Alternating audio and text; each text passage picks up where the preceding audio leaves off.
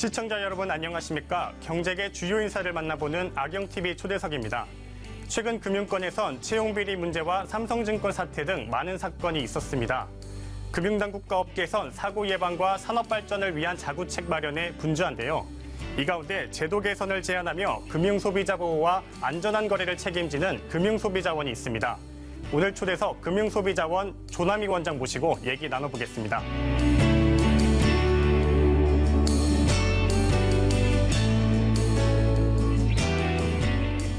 원장님 바쁘신데 시간 내주셔서 감사합니다. 네, 감사합니다. 먼저 시청자 여러분께 금융소비자원이 어떤 단체인지 소개 말씀 부탁드립니다. 네, 그렇습니다. 저희 금융소비자원은 금융소비자와 금융회사 간의 분쟁이나 불공정한 행위에 대한 불만이 있을 때 이것을 조언하고 해결 방안을 제시해주는 기관이고요. 또 하나는 금융회사나 금융당국에 어떤 제도적인 개선을 요구하는 소비자 단체입니다. 또 하나는 금융 관련해서 어떤 금융 정책도 제안하는 그러한 단체라고 할 수 있겠습니다. 네, 최근 금융권에서 많은 사건이 터졌습니다. 원장님께서도 좀 많이 바쁘셨을 것 같은데 어떠셨나요? 네, 그렇습니다. 최근 2008년도 세계 금융위기 이후에 우리나라의 소비자 문제 중에 가장 중심되는 문제의 하나가 금융소비자 문제였다고 봅니다. 금융위기 이후에 예를 들어서 저축은행 사태라든지 키코 사태, 동양 사태라든지 이러한 금융의 업권별로 큰 사태가 일어났고 사고가 일어났기 때문에 이 부분에 대해서 개선의 요구라든지 소비자의 요구, 사회적인 비판 이런 것들 때문에 저희도 바쁜 나날을 보냈고 또한 나름대로 또 의미 있는 시간을 보냈다고 봅니다. 네, 원장님 말씀대로 이렇게 금융사고가 많이 발생하면서 금융소비자원의 역할이 중요해 보이는데요. 네. 원장님께서 꼽으시는 이 성과가 있다면 어떤 거를 좀 꼽을 수 있을까요? 네, 그렇습니다.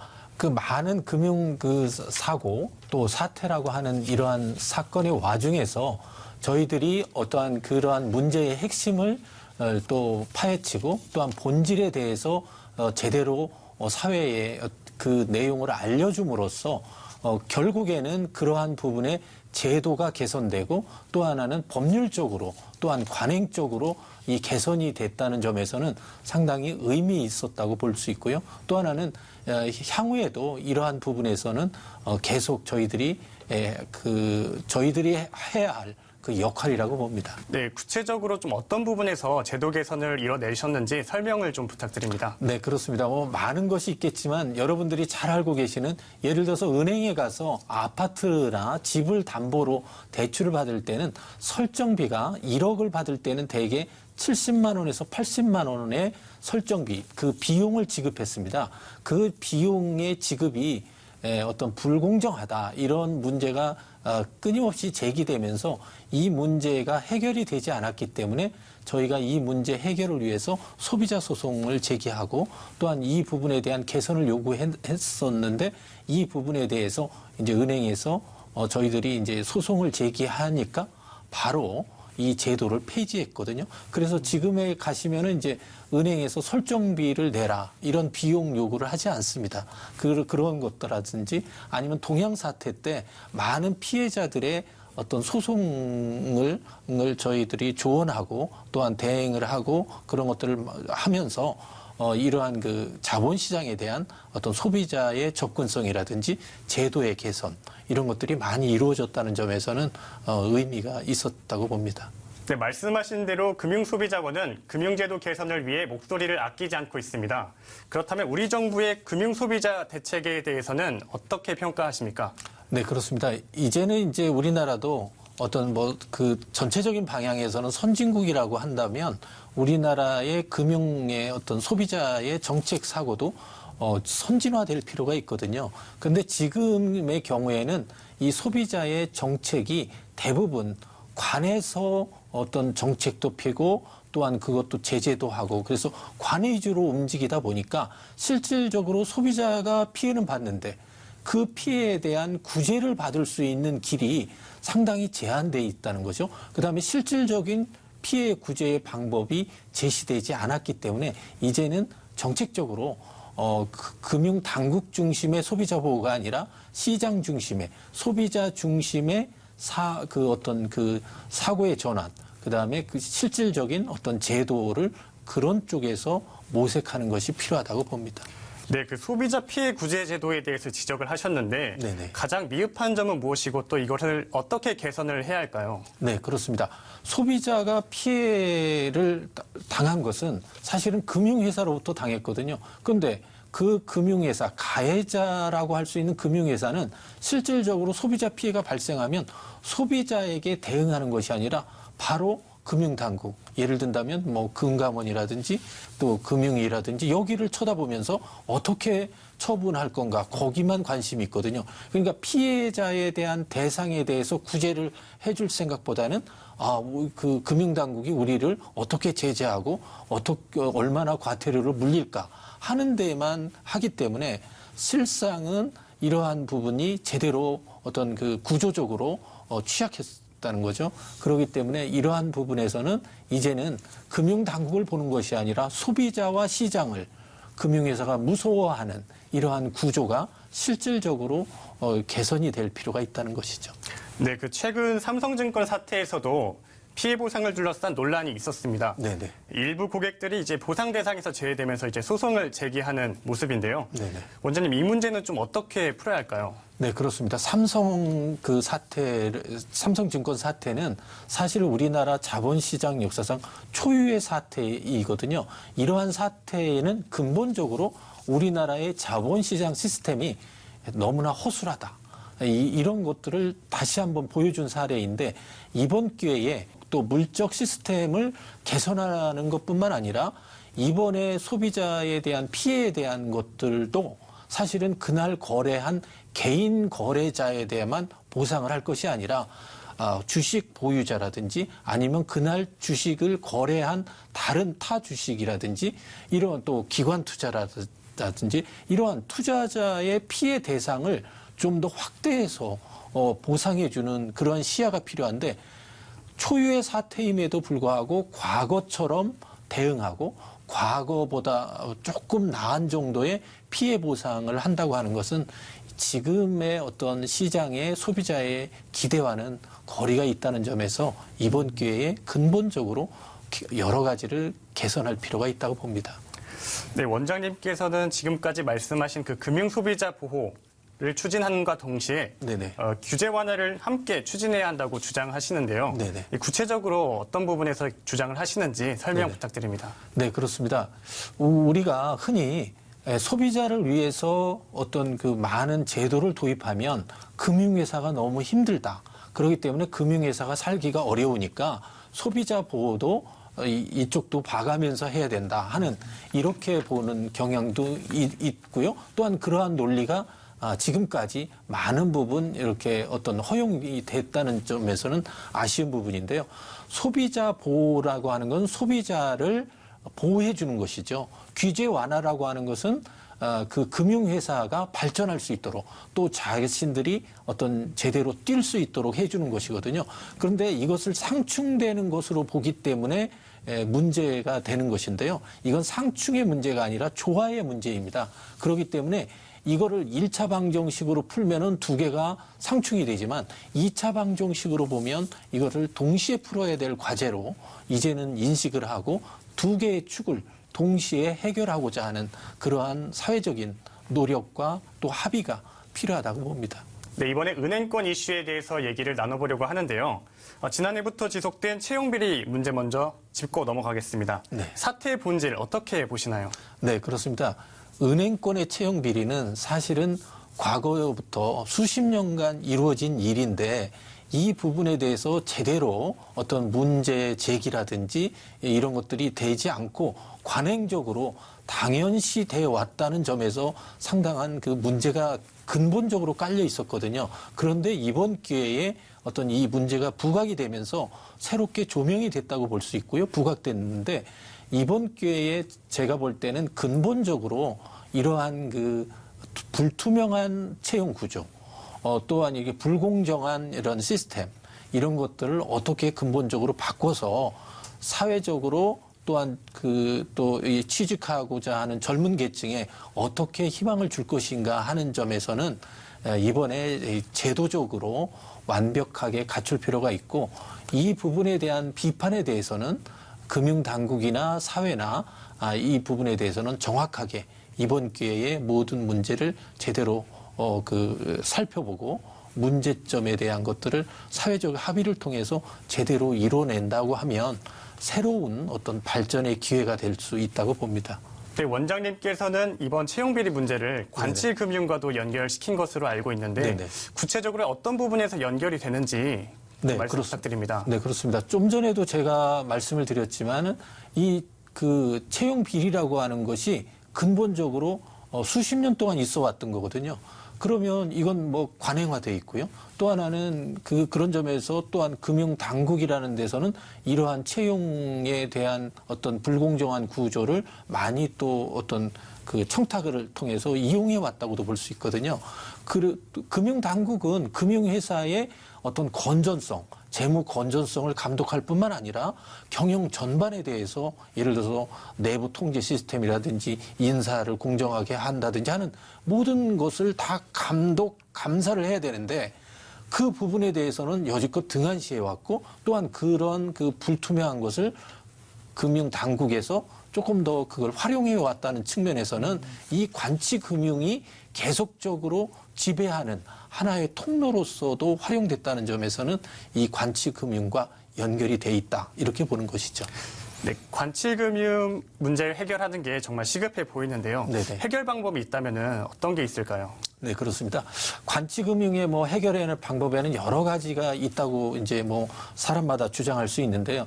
첫째는 관치금융의 구조가 지금 현재 금융감독 구조에서의 어떤 개편이라든지 아니면 금융감독을 하는 그러한 인력들이 너무 관료 위주로 장기간 이렇게 운영되다 보니까 또한 여기에서 잘못된 또 낙후된 부분이 있거든요. 그러니까 민간의 전문가들을 많이 활용해서 어떤 금융 정책이라든지 금융의 어떤 관행들 또 그런 것들을 실행하는 것이 무엇보다 중요하죠. 그래서 인적 자원에 대한 개선이라든지 또 하나는 기존에 있는 그러한 제도들 금융 산업적인 측면에서의 규제 완화를 어떤 정부 차원에서 보는 것이 아니라 민간 차원에서 또 소비자 차원에서 개선을 하는 그러한 적극적인 그러한 개혁이 바로 관치금융을 좀 새롭게 변화시키고 또한 우리 금융산업을 발전시키는 그러한 모멘텀이 되지 않겠느냐 하는 것입니다. 은행권 현장에서는 이번 신입회원 채용 과정에서 필기시험을 도입해서 공정성을 확보하겠다는 방침인데요. 네네. 여기에 대해서는 좀 공감을 하고 계신지 궁금합니다. 네, 그렇습니다. 어떤 문제가 대두가 되면요. 이 본질이 무엇이냐 또 본질적인 해결에 대한 것들에 충분한 논의 없이 이번에 문제가 됐으니까 그러면 나는 공정한 구조로 바꾸겠다라고 하면서 필기시험이라고 하는 것이 20여 년 동안 없어졌던 그 제도였는데 갑자기 채용비리가 생기니까 그러면 이제는 우리가 시험으로 딱딱 점수로 해결하겠다. 이런 것은 너무 단편적인 것입니다. 이번에 채용비리의 본질은 채용을 하는 그러한 필기시험 없이 면접하고 이런 것이 잘못된 것이 아니라 그 면접을 악용하고 잘못 활용한 것이 문제거든요. 그러면 잘못 활용한 것에 대한 대책이 있어야죠. 예를 든다면 잘못 활용한 임직원이라든지 청탁한 사람이라든지 아니면 그 내부에 그걸 공모한 직원이라든지 전산을 조작했다든지 이러한 여러 연관관계의 내부의 비리 시스템을 개선하지는 않고 오로지 이제는 필기시험을 도입하겠다. 이것은 제가 볼 때는 본질적인 측면이 아니라고 봐요. 그런 측면에서는 채용 비리를 했을 때는 그때 당시의 임원이라든지 아니면 그 책임의 어떤 기간을 무제한으로 둔다든지 해서 근본적으로 그러한 일을 벌이지 못하도록 내부에서 그런 것들을 제도를 만들어야지 그런 제도를 하나도 만들지 않고 이제는 필기시험으로 하겠다. 이것은 상당히 아직도 후진적인 그러한 모습이라고 볼 수 있겠습니다. 네, 그 내부 시스템에 대한 문제를 지적을 하셨는데요. 좀 더 구체적으로 추가적으로 필요한 조치가 무엇인지에 대해서 말씀 부탁드립니다. 그러니까 내부 조치라고 하는 것은 예를 들어서 이제 그 내부적으로 그러한 일이 발생하지 않도록 그 제도 그 내부 규정이라든지 이런 것들을 바꿀 필요가 있을 뿐만 아니라 그런 것을 행한 사람이나 그런 그 회사에 대해서는 엄격한 제재와 처벌을 하는 것도 규정화하는 거죠. 그리고 그때 당시에 임원에 대한 책임이라든지 관련 직원에 대한 책임을 무기한으로 기한을 뭐 없이 이렇게 적용을 한다면 그 누가 부정 채용하는 데 가담을 하겠으며 그런 것들을 일을 저지르겠느냐 이거죠. 그런데 그러한 부분에 대한 제대로 언급 없이 공정하게 하겠다. 그래서 필기시험을 보겠다. 이것은 제가 볼 때는 문제의 큰 본질에 대한 접근 방법으로서는 조금 잘못되지 않았느냐 하는 생각을 갖게 됩니다. 예대금리차에 대해서 얘기를 나눠보겠습니다. 1분기 예대금리차가 2.35%를 기록하면서 4년 3개월 만에 최고치를 기록했습니다. 이에 따라서 이제 소비자 부담만 늘고 은행은 이자 장사만 한다 이런 비판이 있는데 원장님께서는 여기에 대해서는 어떻게 생각하시나요? 네, 그렇습니다. 은행이 이제 이제 그 이자 장사를 하는 것은 장사 중에 하나의 중요한 부분이긴 합니다. 다만 이자 장사를 하는 데 있어서는 은행은 예금자에 대해서 예금 이자를 주고 또 대출을 받아간 사람한테는 대출 이자를 받는 중간의 기관이거든요. 그렇다고 하면 예금과 대출에 대한 어떤 균형점을 이루어야 되는데 이러한 균형점을 자기네 어떤 그 연간 이익 목표를 맞추기 위해서 예금률은 덜 올리고 대출률은 높게 올려서 말씀하신 대로 예대 금리를 높여서 자신들의 이익을 많이 극대화하는 경향이 있다는 것이죠. 그런 점에서는 이러한 그 대출 금리가 과연 합리적으로 공정하게 그걸 체계 있게 만들고 운영하고 있는지 이런 것들에 대한 모니터링을 강화해서 제대로 된 공정한 어떤 그러한 금리의 산정, 구조, 적용 이런 것들이 이루어지도록 하는 것이 무엇보다 중요하다고 봅니다. 네, 원장님께서는 예대금리차를 이용한 이자 장사에 대해서 이제 과점 구조도 문제가 있다라고 지적을 하신 바가 있는데 네네. 구체적으로 좀 설명을 좀 부탁드립니다. 네, 그렇습니다. 은행 산업은 흔히 장치 산업, 크게 장치를 만들어 기구 만들어 가지고 이 장사하는 구조다. 그렇기 때문에 이 사실은 은행이 이제 대형 그 금융지수도 한 5개로 해서 시장이 분할돼 있습니다. 그렇기 때문에 사실은 과점 분할 체제고요. 또 하나는 이러한 부분을 독자적으로 하지 않고 은연중에 서로 이렇게 담합이라고 볼 수는 없지만 은연중에 담합을 통해서 요 정도 올리고 요 정도 올리고 서로 이렇게 비슷하게 움직이고 있거든요. 그러니까 시장 지배율이 다 비슷비슷합니다. 예, 그런 구조가 본질적으로 경쟁 구조가 되지 않기 때문에 사실은 너무나 쉽게 은행들이 자신들의 수익을 올릴 수 있는 아주 그 쉬운 구조, 쉬운 어떤 산업이라고 볼 수 있는데요. 이러한 부분에서 사실은 앞으로 많은 부분이 좀 개선될 필요가 있다는 것입니다. 네, 원장님께서 지적하신 대로 그러면 이제 과점 구조에 대한 해결이 필요해 보이는데 어떻게 이 부분을 해결할 수 있을까요? 그렇습니다. 과점이라고 하는 것은 이제 불완전한 경쟁 구조이지 않습니까? 그러니까 경쟁적인 구조로 은행 산업을 만들어야죠. 그러니까 은행 간의 어떤 보이지 않는 어떤 그러한 그 거래, 담합 이런 구조도 굉장히 이제 강화해서 모니터링해서 봐야 되고요. 또 하나는 인터넷 은행 같은 것이 출현해서 기존 은행과 경쟁할 수 있는 그러한 체제를 만들어줘서 소비자들이 보다 낮은 비용으로 금융을 이용할 수 있도록 하는 거죠.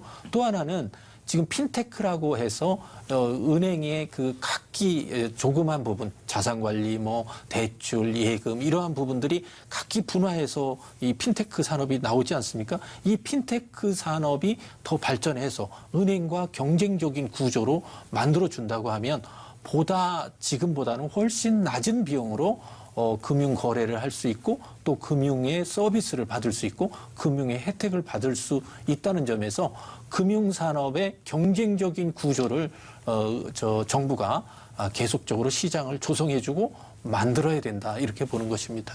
네, 잘 들었습니다. 이제 좀 마무리를 해야 할 것 같은데요. 금융소비자원이 이제 앞으로 역점을 두고 추진하고자 하는 사업이 있다면 어떤 게 있을까요? 네, 그렇습니다. 이 금융산업은 현재 뭐 우리 국제 금융의 어떤 그 경쟁력 기준으로 예를 들어서 뭐 우간다 수준이다. 또 세계 금융 경제 그 국제 경쟁력 차원에서는 한 80위권을 그 지금 현재 그 거기에 랭크돼 있거든요. 그렇다고 한다면 전체적으로 보면 우리나라의 금융 산업이 얼마나 후진적이냐 하는 측면에서 다시 한번 새겨볼 필요가 있는 문제거든요. 제가 생각할 때는 그래서 금융 소비자, 우리 금융의 어떤 그걸 소비자의 경우에는 서비스를 좀 높여받아야 되고 또한 우리 산업적으로는 좀 더 경쟁력을 확보해야 되기 때문에 이러한 부분에서 저희가 이제 금융 소비자 보호와 또한 금융 산업의 어떤 발전 이러한 것들을 계속 어떻게 할 것이냐 하는 그런 정책적인 제안이나 또한 자본시장에 대한 어떤 뭐 이렇게 제도 개선 이런 것들을 계속적으로 저희들이 제안하고 추진해 나갈 예정입니다. 네, 잘 들었습니다. 마지막으로 시청자 여러분께 전하고 싶은 말씀이 있다면 부탁드립니다. 네, 그렇습니다. 금융거래는 우리의 실생활 중에서 가장 중요한 부분의 하나입니다. 어떤 상품 구입보다도 중요한 것이 금융상품이고 또한 그 재산을 증식한다든지 투자를 하는 행위에 있어서도 이 금융상품이 대단히 중요한데 이 금융에 대해서 너무 어렵게 생각하다 보니까 지나치게 다른 사람한테 또한 그 정부한테 나라한테 이 의존하는 경향이 너무 많다는 것입니다. 그렇지만 금융은 어렵기도 하지만 또한 자신이 충분히 이해할 수 있고 또한 중간에 여러 전문가의 조언을 받아서 금융에 대한 혜택을 누린다면 지금처럼 모든 국민이 한 번 정도 금융 상품에 대해서 낭패를 보고 피해를 보는 경우는 상당히 줄 것입니다. 그런 점에서는 금융에 대한 제대로 된 인식 또한 그 지혜 이런 것들을 늘 갖도록 그 준비하고 노력하는 그러한 그 자세가 무엇보다 중요하다고 볼 수 있겠습니다. 네, 앞으로 4차 산업혁명 시대에 접어들면서 금융이 우리 생활에서 차지하는 비중은 더 커질 것으로 보이는데요. 안전한 금융거래 환경을 만드는 것과 함께 소비자들이 금융상품을 꼼꼼히 살펴보는 인식 개선도 필요해 보입니다. 아시아경제TV 초대석 저희가 준비한 소식은 여기까지입니다. 시청해주신 여러분 감사합니다.